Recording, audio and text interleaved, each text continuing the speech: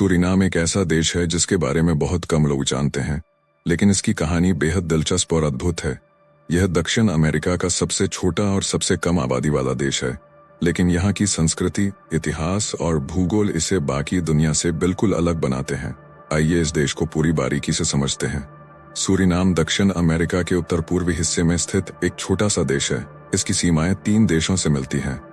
उत्तर में अटलांटिक महासागर, पश्चिम में गयाना, पूर्व में फ्रेंच गयाना, दक्षिण में ब्राजील। यह दुनिया के उन गिने चुने देशों में से एक है जिनका ज्यादातर हिस्सा घने जंगलों से ढका हुआ है। सूरीनाम की सबसे दिलचस्प बात यह है कि यहाँ की आबादी बहुत ज्यादा मिश्रित है।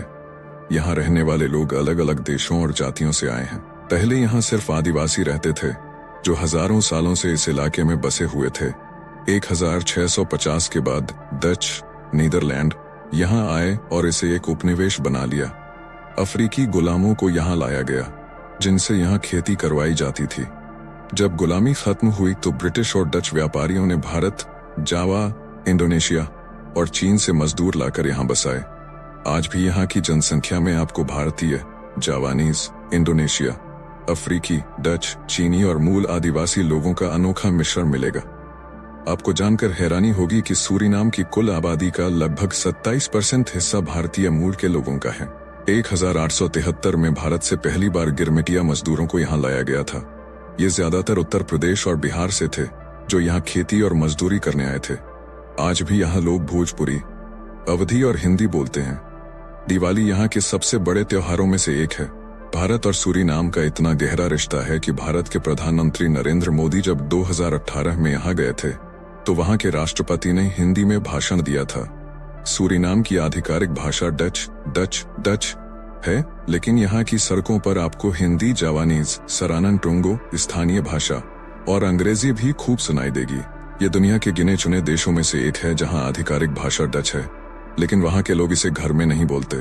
यहाँ की संस्कृति भारतीय, अफ्रीकी, डच और जावानीज संस्कृतियों का अनोखा मेल है। यहाँ आपको मंदिर, मस्जिद, चर्च और बौद्ध मठ सब एक ही सड़क पर मिल जाएंगे। राजधानी पारामारिबो यह देश का सबसे बड़ा और सबसे महत्वपूर्ण शहर है। यहाँ की इमारतें डच काल की बनी हुई हैं, जो लकड़ी से बनी होती हैं और यूनेस्को वर्ल्ड हेरिटेज साइट में शामिल हैं। अन्य बड़े शहर निकेरी, वानिका, कोरमेवाइन। अगर आप प्रकृति प्रेमी हैं तो सूरीनाम किसी स्वर्ग से कम नहीं। देश का 80% हिस्सा जंगलों से ढका हुआ है, जिसे अमेजन रेन फॉरेस्ट का हिस्सा माना जाता है। यहाँ आपको दुर्लभ जीव जंतु और पक्षी मिलेंगे, जैसे गुलाबी डॉल्फिन, जगुआर, टोकन पक्षी और विशाल कछुए। यहाँ दुनिया की सबसे बड़ी कछुआ प्रजाति लेदरबैक टर्टल के अंडे देने के लिए आने का अनोखा नजारा देखने को मिलता है। सूरीनाम की अर्थव्यवस्था मुख्य रूप से बॉक्साइट, खनन, सोना, तेल और कृषि पर आधारित है। बॉक्साइट वह खनिज है जिससे एल्यूमिनियम बनाया जाता है और दुनिया की सबसे अच्छी क्वालिटी का बॉक्साइट सूरीनाम में पाया जाता है।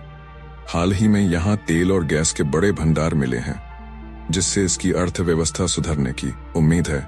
कृषि में मुख्य रूप से चावल, केला, गन्ना और कोको का उत्पादन होता है। हालांकि यह देश अभी भी आर्थिक रूप से संघर्ष कर रहा है, क्योंकि यह एक छोटा देश है और इसकी निर्भरता खनिजों पर अधिक है।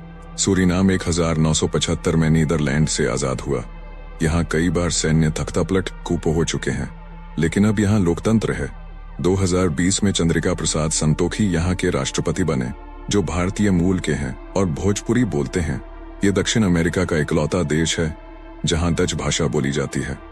यहाँ के लोग कैश से ज्यादा मोबाइल पेमेंट और क्रिप्टो करेंसी इस्तेमाल करते हैं। यहाँ की पारामारिबो मस्जिद और सिनेगॉग, यहूदी मंदिर, एक ही जगह पर बने हैं, जो धार्मिक सौहार्द का अनोखा उदाहरण है। यह दुनिया का इकलौता देश है जहां राष्ट्रपति और उपराष्ट्रपति दोनों भारतीय मूल के हैं। क्या सूरीनाम भविष्य में एक बड़ा देश बन सकता है? अगर तेल और गैस के नए भंडार सही तरीके से इस्तेमाल किए गए तो सूरीनाम दक्षिण अमेरिका का अगला दुबई बन सकता है। भारत और सूरीनाम के बीच अच्छे संबंध हैं, जिससे यह देश भारतीय व्यापारियों के लिए एक अच्छा अवसर भी हो सकता है। पर्यावरण के मामले में भी यह देश बहुत महत्वपूर्ण है, क्योंकि ये दुनिया के फेफड़े यानी अमेजन रेन फॉरेस्ट का हिस्सा है।